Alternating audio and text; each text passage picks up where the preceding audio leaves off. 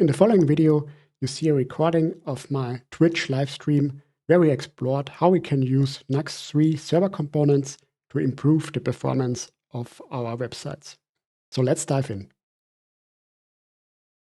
Recently, I was experimenting with Nuxt and I searched the documentation and I found something very interesting to me. I found the documentation about server components. So although they are still only available to the Edge channel, so if you have a current Nuxt 3 installation, this doesn't work for you, but you can switch to the Edge channel as it is documented here, and then you can check out the server components, and I think they are planned for some of the next releases, so for the 3.1 release of Nuxt.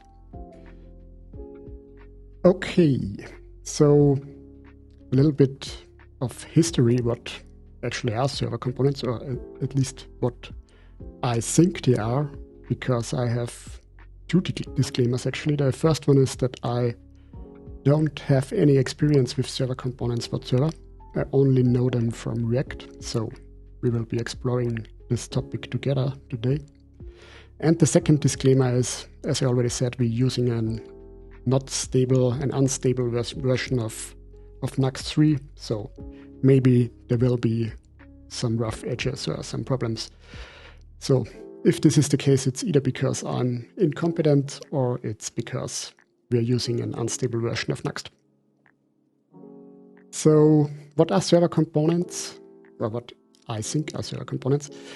We know server components from React, where they were introduced some time ago. But as far as I know, they were not that easy to use up until Next.js added support for them.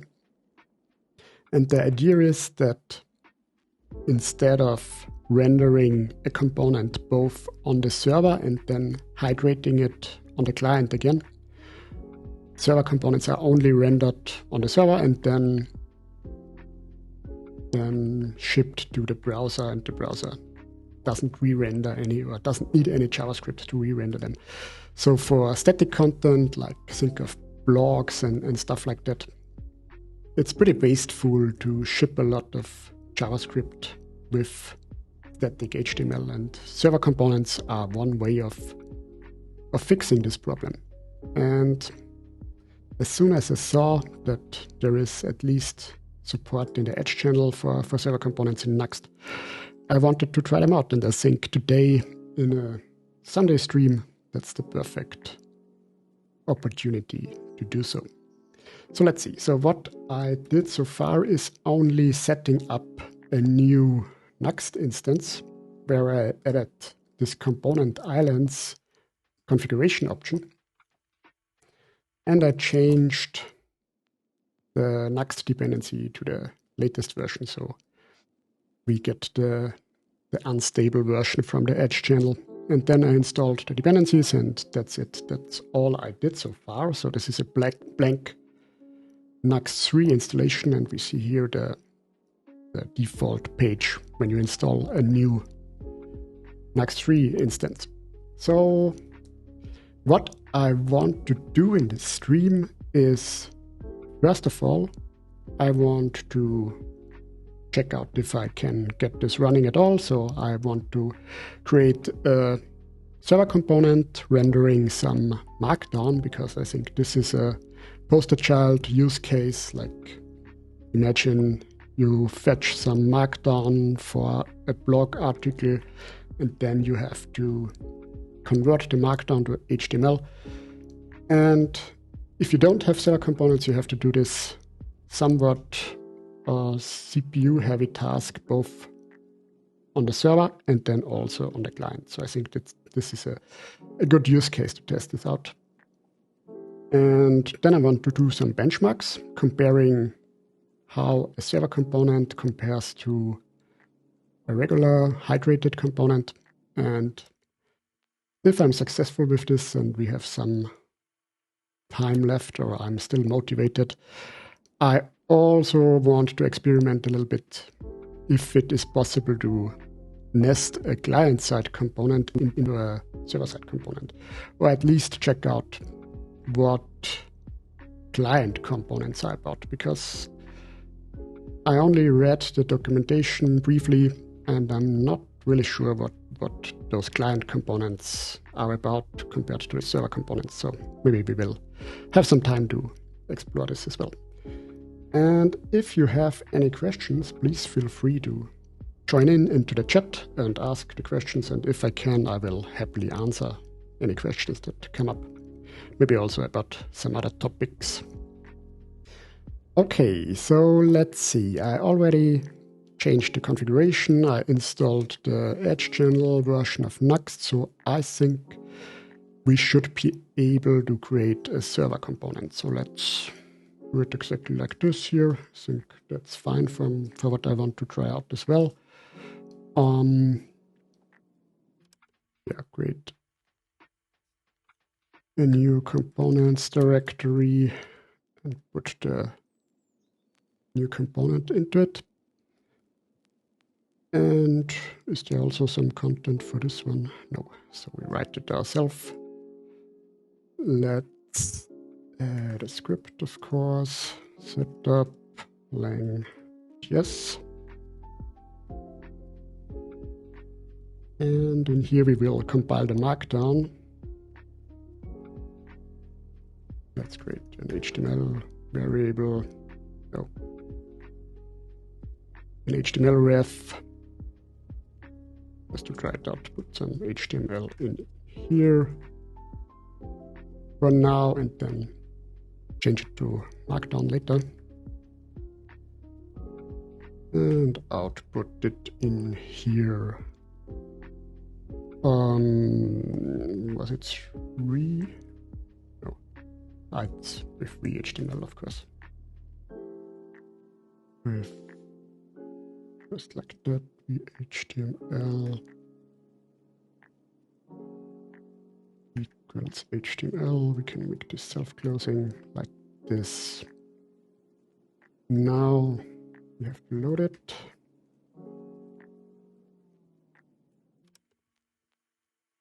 Like this, we can self-close it and looks fine. This works so far. Okay, so now let's change this up to Markdown. So imagine we fetch Markdown from an API endpoint, and then we have Markdown. Let's do it like this, and in here do it like that. Now we need a library for Markdown. Let's see.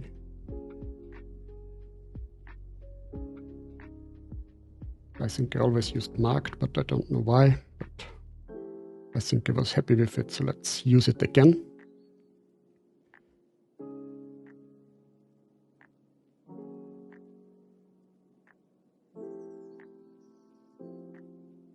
That was fast, so let's import it here. Oh, let's check the documentation, how it works. Oh, they only have the CLI use case here.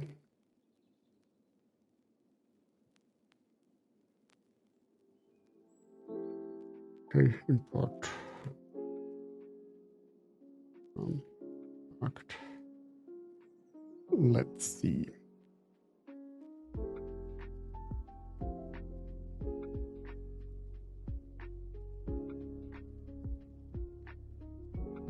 Does it work like this?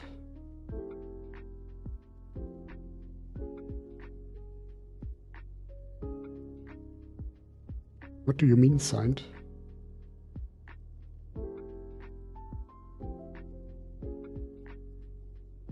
And if you, of course, you can stay. Marked on bars, thank you. Marked bars. I think I should also install the types probably. Maybe then it's easier. Let's see.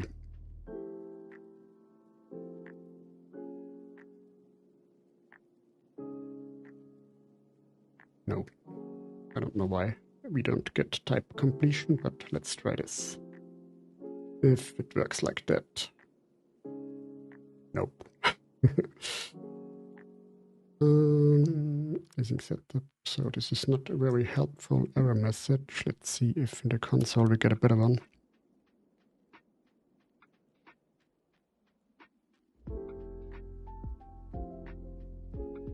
It seems as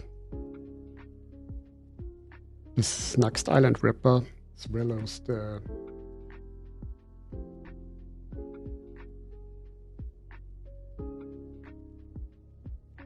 error message.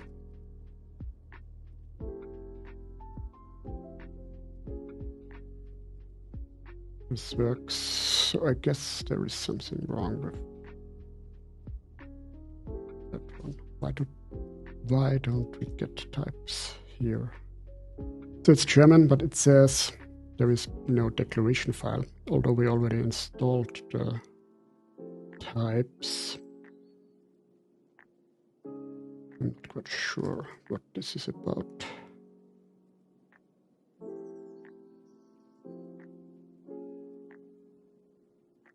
Let's try it like this. Marked async. That's possible. So let's stay with parse. And let's try and await here. Still a 500, and unfortunately we don't get any useful error message, although this might be more useful. Cannot read property. Okay, there is some problem with importing marked. Let's see. We installed it. Is it in the package JSON? It's here. We also installed the types. Maybe, you know what? Restart the dev server. Maybe because we installed new packages, we need to reinstall them, but still the same problem. It's really strange.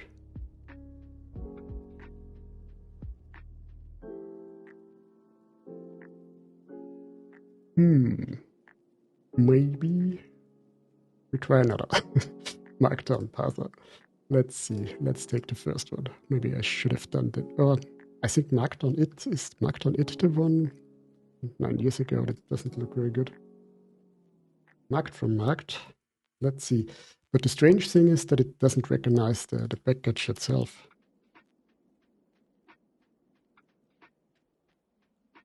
But let's try this. Looks better, actually. But not that much. So let's try other output here. Still something wrong.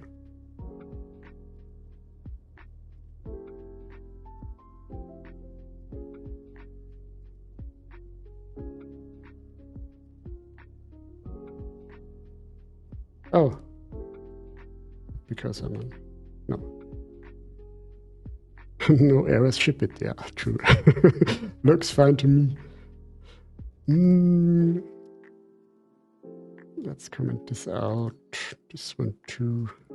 Check. It doesn't work at all now, so I guess there is some error in here. I think I completely broke it.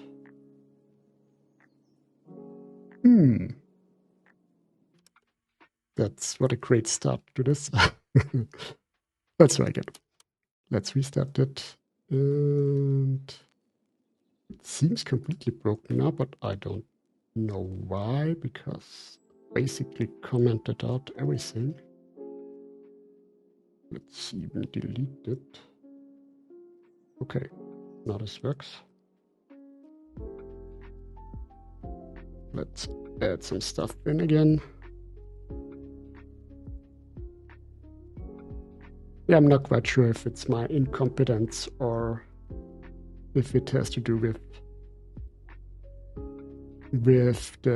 using the unstable version. not quite sure. I think it's more about my own incompetence, to be fair. So let's try Markdown it again. Maybe there's also some problem with the marked package, because as I said, although it's installed, it doesn't say it's installed. So that's really cool. It's really strange. I'm in the Nuxt server components and here as well.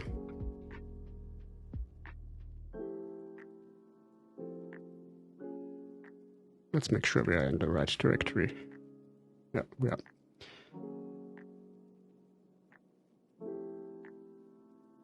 Okay.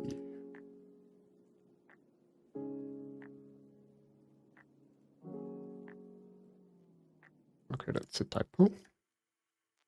Still. Maybe it's only about the...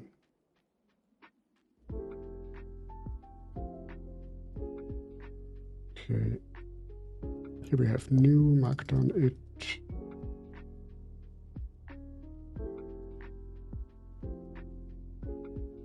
And then render. Is it async? No.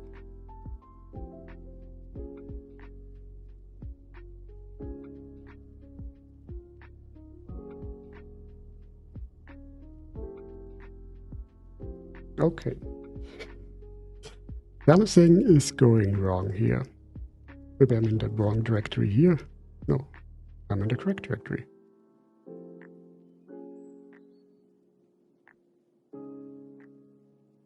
Let's see. Here we have the Markdown it in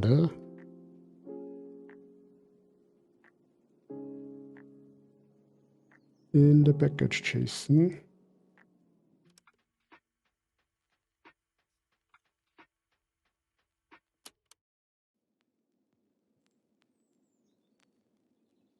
Okay, hydration contains mismatches. That's interesting.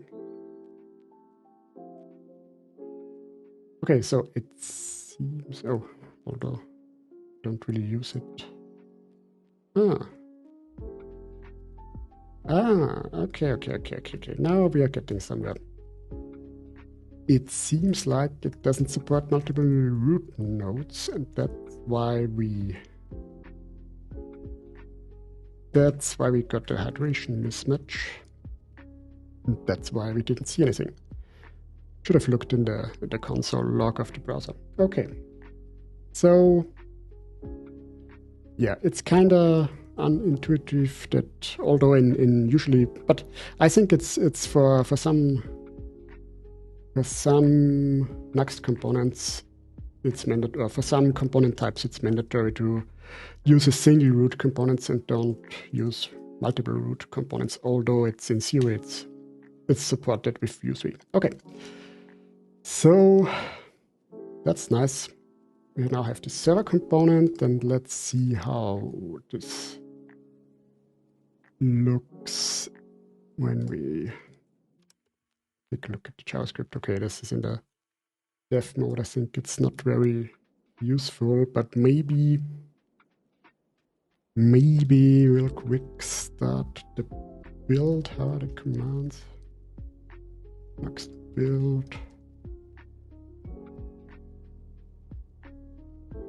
And then the preview to see the production build. And let's see how this looks. Now, okay. Now we have still a lot of JavaScript, but I think it's not, yeah, this is not gzipped. I guess gzipped, it's probably like 60 kilobytes or maybe 70. Still a lot, I'm wondering.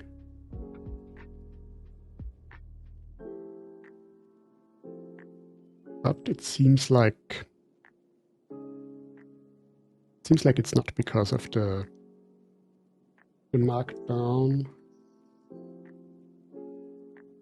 it package, because it doesn't appear in the source code. So that's basically the upside of using server components, that although we are using a heavy dependency like Markdown, because this component is only rendered server-side, the dependency does not end up in the final package, so the package size should be greatly reduced. So, and I think we succeeded in that, but let's try. Let's compare just to be sure, because maybe we don't find Markdown it in here because it's minified and the name doesn't appear anymore in here. So just to be sure, let's change this.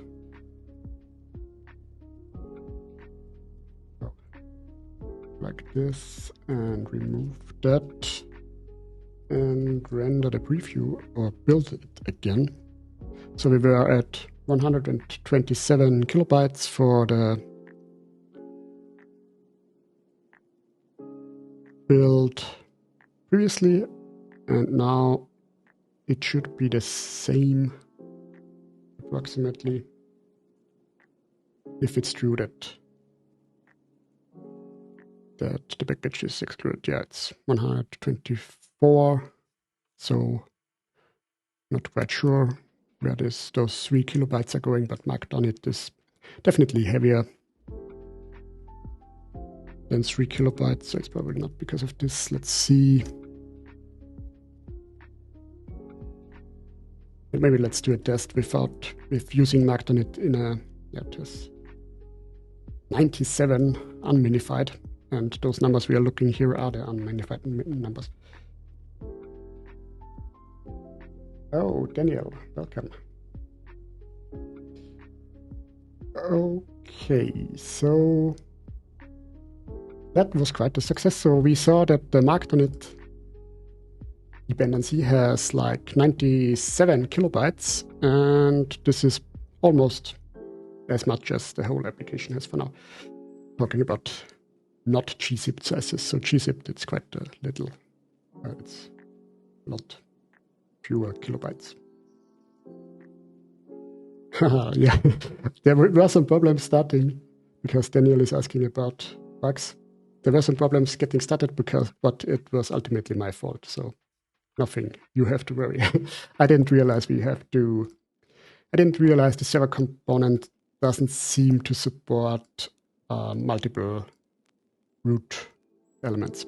That was the only problem, but it was really me who is to blame for that. Okay. Yeah, now I want to do some benchmarks. So now we already saw that the heavy Markdown dependency does not end up in the bundle, which is already pretty good. But performance is not only about the bundle size we have to ship to the browser, but also we should save CPU time when rendering the page, because we don't have to parse the Markdown client side, and we don't have to hydrate the HTML. So I want to set up a somewhat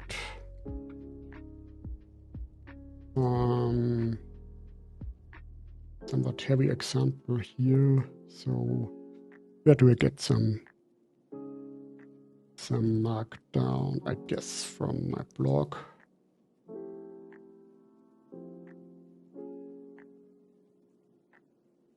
Let's see. Now you can see some of my super private repositories. Okay. Content block.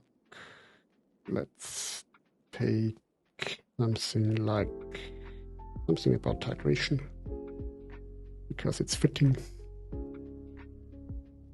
Copy all of this, probably without the stuff with the start. And change this to template literals. Oh, I also have template literals in there. That's unfortunate.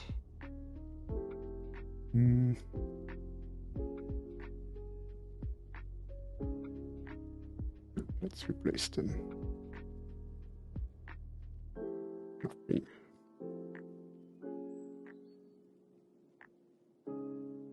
More of them here. it was not the best idea to use a blog article of mine. Let's use something else, or just use parts of it and repeat them, maybe. Will be simpler.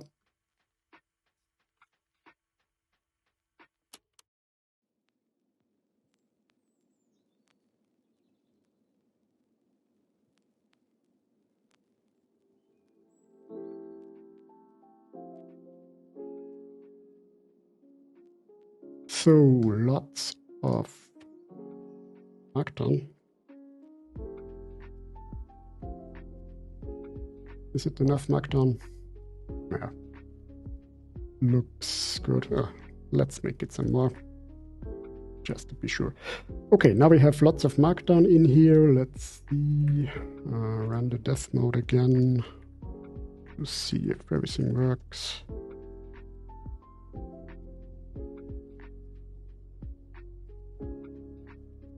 Yes, so lots of Markdown.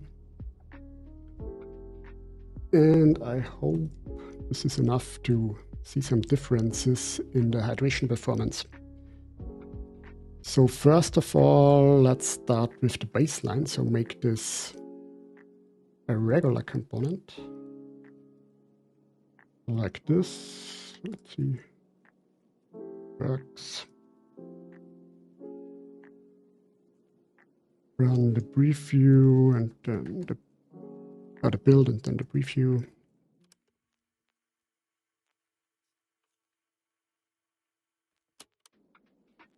Let's see. Looks good. And now we see the bundle is much larger because now the Markdown component is bundled with the client-side code.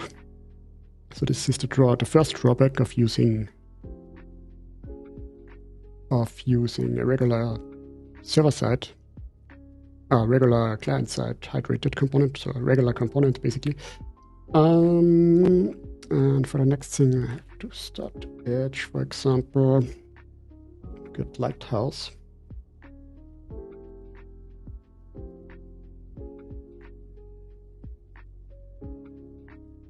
Okay, just like that.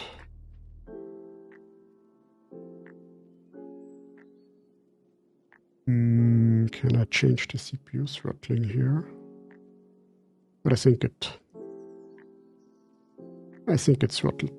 Does throttle it by default.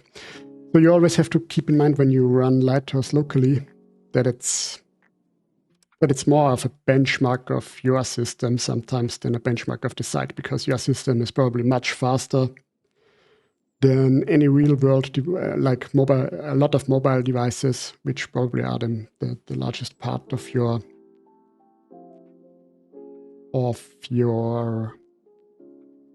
users. So we get 2.5 second time to interactive. Let's see how much this changes when we...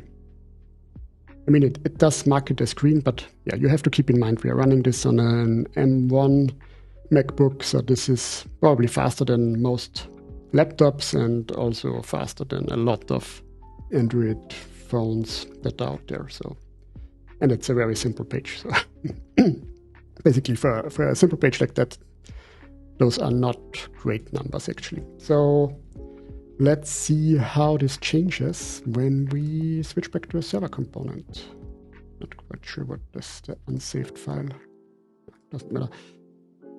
So let's put the server in here again and build again and run the preview again.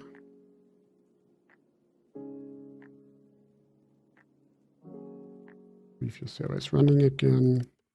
So nice how fast the build times are with Vite, and especially on a brand new project. Okay, so let's see. Why don't we see the JavaScript in here? Let's check.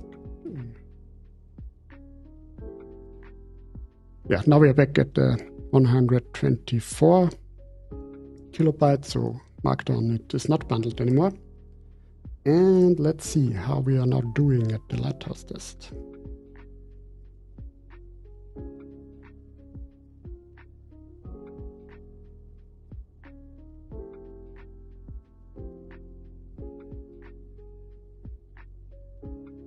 So we see we got the total blocking time down to 0. So total blocking time is the time how long you have to wait until you can actually click somewhere and the page responds to that click. Or is it the time to interactive? I'm not quite sure. One of those two is the time I just said. And we see that both got significantly better. So the total blocking time got reduced to 0. I should have run the test a couple of times, I guess. Let's see if those are consistent numbers. But that's already pretty nice, I have to say. Yeah, looks pretty consistent. So those are pretty good times. I'm not quite sure why the largest content from Paint is so bad, but it hasn't really anything to do with the hydration performance. So for now, I don't care too much. Not quite sure why this is so bad for this simple site. Okay, so I think that's already quite an improvement and should already be give you a good idea why server components are a pretty nice thing. So I think they cannot be applied to everything, obviously, but something like this Markdown example where there is basically no reason why you want to compile the Markdown code to HTML on the client side. Absolutely no reason to do this. It makes a lot of sense to make it a server component. And it's really nice that we can save on bundle size by not bundling this very heavy component and also on other performance metrics like time to interactive and blocking time, because we don't block the main thread when loading the page and hydrating the page. Okay, so that's for the benchmark. I'm already satisfied with this. Obviously, it's a very simplified use case. So a real-world application, this might look quite different because either you get more impressive results because you have a lot of very heavy dependencies, or you don't get any improvements at all because this type of improvement is not, or this type of optimization is not really applicable to your application, which is also possible. But as I said, in cases where you can apply this optimization, it's really a huge step forward. And I'm really happy that what I did with Vue Lazy Hydration, which was kind of hacky. I mean, it helped a lot of people. Also, I myself use it for for a lot of things, but I was never very satisfied with the solution. So I think it's a great step in the right direction to have this integrated in frameworks.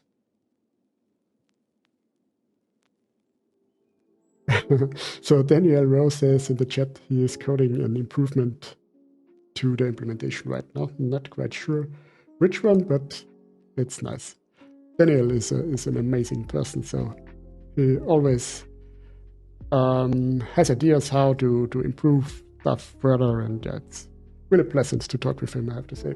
He's one of the Nuxt maintainers, if you don't know him, which you probably do. Okay, so let's take a look at client components. As I said at the beginning, I'm not quite sure what this is about. I don't know if React has also a concept of server plus client components, so I have no idea what they're about. So let's explore this together. Okay, two halves for advanced use cases. I'm a fan of advanced use cases. So separate implementations of a component on server and client side. Okay. server side, then comments clients once mounted in client side. Can hydrate the server rendered HTML. That is, it should render the same HTML, or you will experience hydration mismatches. Okay. I wonder if this is possible in our use case with using Markdown it, because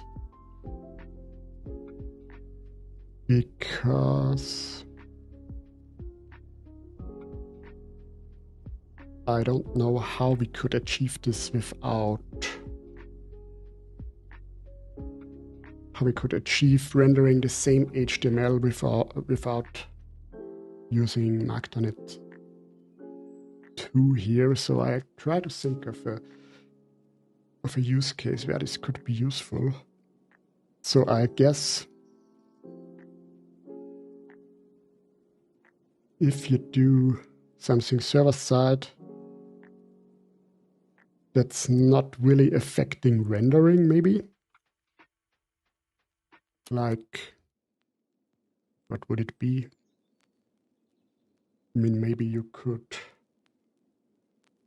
send some server side ping to some tracking service or something like that. I'm not quite sure.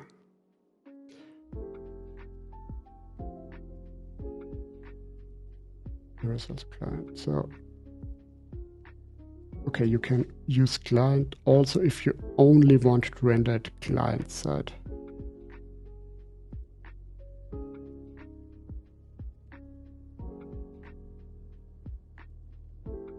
Does anybody in chat have an idea for a use case where it could be useful to run some code server side,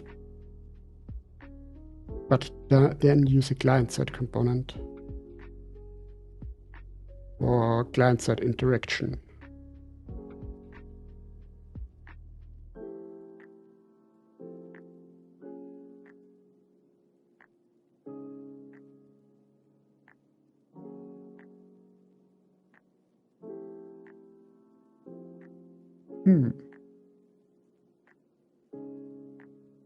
Actually, I can't think of anything. I have to admit, I can't think of a really good use case. And also, I mean, we could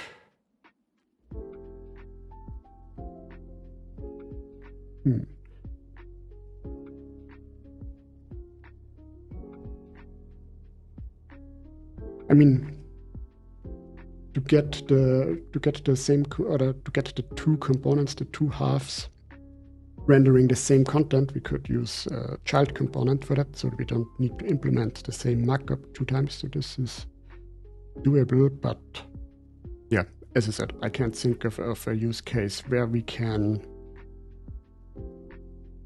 use this approach. So for now, I will don't try it. Another thing that I don't think that works, but I want to try, maybe it does work, is nesting client-side components into server-side components. So let's remove this because we are done with benchmarking. We don't need that much example code anymore. So in here, add some client-side component. I suspect that this doesn't work, but maybe we get surprised. So this is maybe already the last thing I want to try. So let's check it out. I'm not very creative right now, so let's call it some component.view.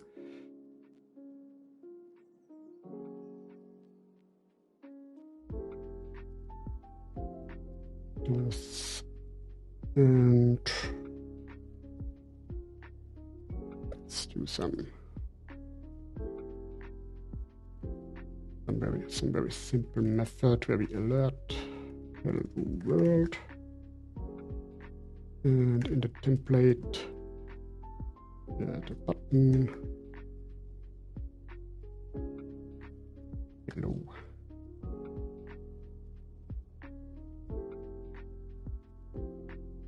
Like this. And I would be delighted if this would work. If somehow we could use client-side hydrated component inside server-side components. But as I said, I suspect we can't do it. But let's see if this works. So I have to run the dev server again.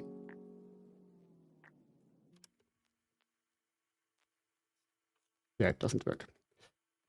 So Daniel, it would be awesome if this would work. I know why it probably is pretty hard, and I know why it doesn't work for now, but this would be extremely awesome if this would work. I hope I'm not asking too much. For too much. Okay. So I try to think about some other experiments we could do with certain constraints. Yeah, would be nice. I can't remember where I saw something like this. There is some niche view framework, like an island-based framework, which can do this, but I forgot it. It's very niche, so it's not. I can't remember it, and I'm not quite sure if React can do it. Let's see. Next, server-side components.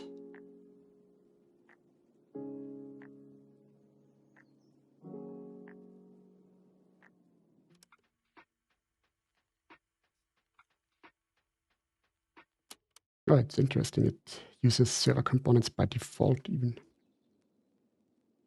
Server and client components.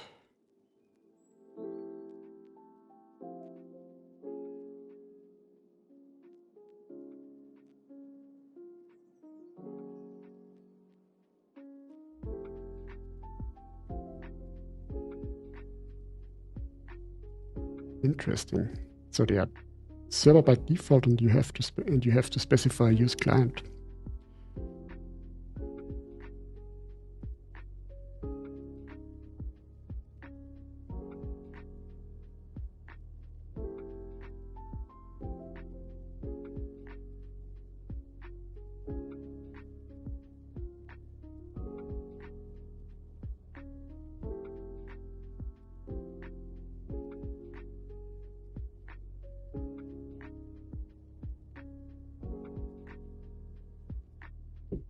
Server components into client components. So this is the opposite way around.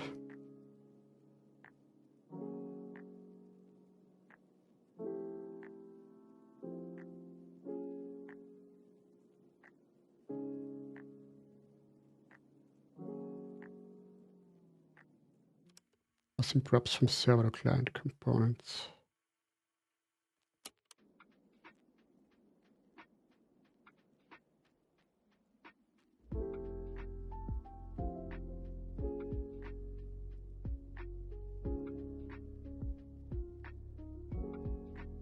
That's interesting.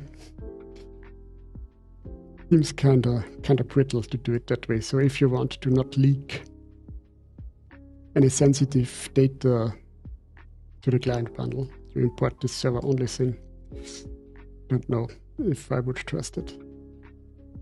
That everybody knows and does this. Moving client components to leaves. So, as I understand it, next this would be possible. Instead of making the whole layout the client component, move the interactive logic to a client component and keep your layout as server component. This means you don't have to send all the components. Okay, yeah. This implies that you can do it here. No pressure, Daniel.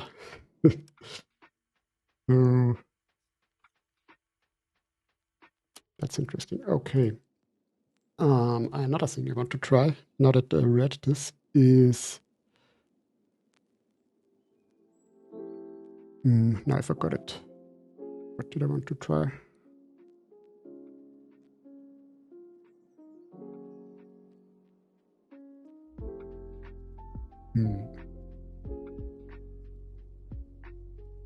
Any ideas in chat what you would be interested to see about the server components, what we could try to do with them.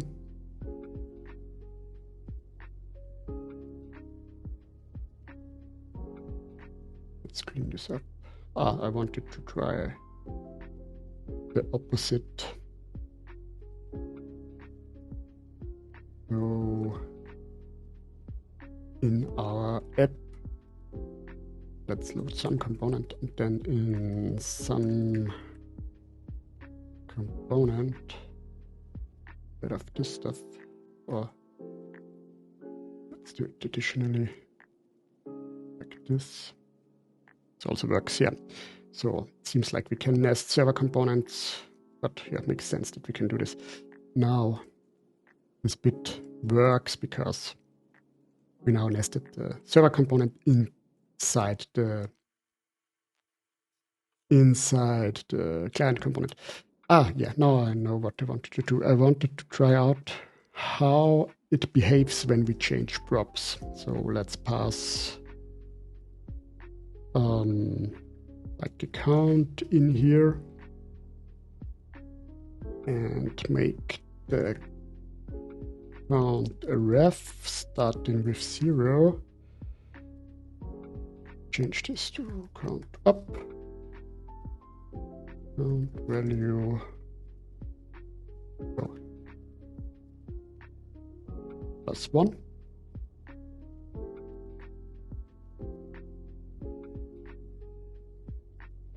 So what I've read is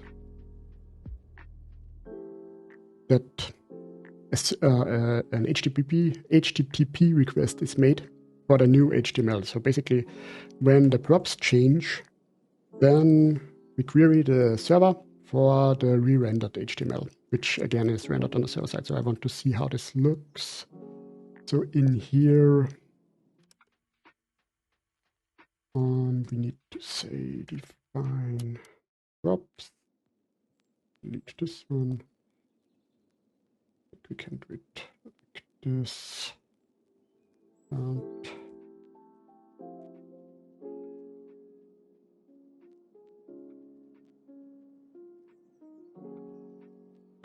like that. Okay, now we have 0 here. Let's delete this. Let's show the XRH requests. Yeah. So we see we pass the props to the endpoint basically, and we get the updated HTML. So we basically can use the server component like a regular client component, but it's probably not very efficient to do it that way, because usually if you have a client-side component, we just re-render the HTML client-side. This is much faster than making an HTTP request, and it's rendered on the server, and then we inject the new HTML. So it's only basically an escape hatch, I think, for simple use cases. So if you have a component that changes a lot based on its props, you probably shouldn't make it the server-side component. But yeah, I'm really looking forward to having this in the final version of the next of some of the next releases, because yeah, as I already said, for a lot of use cases this offers great potential for optimization. So especially for static content heavy sites like marketing pages and blog pages and stuff like that, I think this is where a lot of people are using Nuxt. This makes a lot of sense. Probably not so much for more application-like websites. So if you build something like a Twitter client, for example, then or some typical CRUD application, you probably don't need those server-side components. But as I said, for marketing pages and blog pages and stuff like that, very content-heavy sites, I think it's really awesome and a huge step forward. Yeah, So I guess this will be a short stream because I saw everything that I wanted to see and looks like it is stable enough for my use cases. So probably I will use this right away for some of my side projects. And yeah, it would be amazing if we could nest client-side rendered components into server-side components, but yeah, I'm never happy. So I'm the worst client, basically, the worst customer, because, and you know, it's an open source project, so you can't really say you're a customer if you're not paying anything. So yeah, I'm the worst open source user, I guess, because I'm always asking for more. But I want to end this on a compliment for the Nuxt team for the work they did. I think this is a great or a huge step in the right direction. And yeah, I know Daniel. He already is writing in the chat that he hopes that they are able to implement it. Would be amazing, but no pressure, as I already said. So that's it for today. And yeah, I hope I see some of you tomorrow when Daniel and I will take a look at some other experiment I did. Maybe I can give you a little teaser because now the stream didn't take as long as I thought. So yeah, let's add a little teaser, I think makes sense. For what I want to show Daniel tomorrow. Nested routes. Like this. So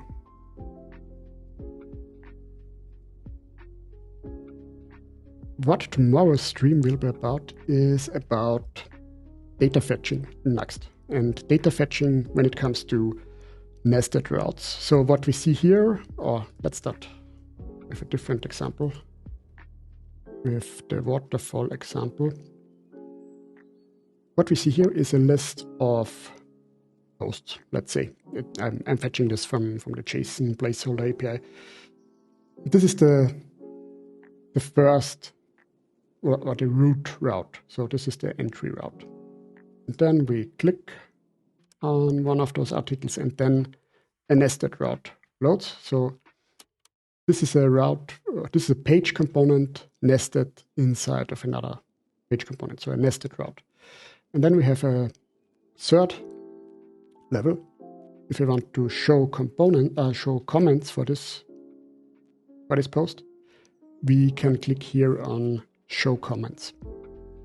And the way how this is implemented, and yeah, if you can see that the URL updates. So waterfall is the entry, then 1 is the ID of the post, this is this level, and then comments is the third level.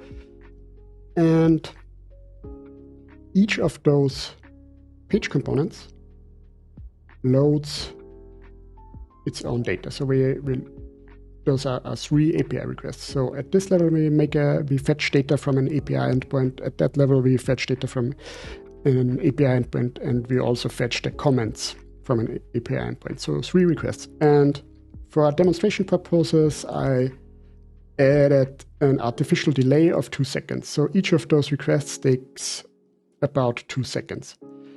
And now if I reload this page, I would expect to get a response in about 2 seconds, because all of those requests should be able to run in parallel. So we should be able to fetch all of those 3 endpoints in about 2 seconds, like how long it takes for the longest API request to finish. But the way I did it here in this example, or the default way, basically how we fetch data in nested routes, leads to a waterfall. So first we load the data for this level, for the first level, then we load the data for the second level, and then we load the data for the third level. So when we take a look at the duration, it takes about 6 seconds, because all of those requests run after each other, because the default how view components render is that you only render the child component as soon as the parent component has finished, or as soon as the parent component can be rendered, because yeah, that's the way how it is basically with async components. So this is the first way how we can do this. Then we can, in this case, we load data basically synchronously. So there are no loading spinners. The second way how we can do this, data loading with nested routes, is by showing a loading state, by loading data asynchronously. So now, if I click it, we see the post immediately, but there's a loading state. There's a loading state, and it takes 2 seconds until it finishes. And now when we click show comments, there's again a loading state, and it takes 2 seconds and it finishes. It's for some cases it's a slightly better user experience, but for content-heavy sites where each API request takes approximately the same time, it's also not the best. And also, kind of surprisingly, when we reload the whole page, you can see I just reloaded the whole page. Again, it takes 6 seconds, and we don't see loading spinners.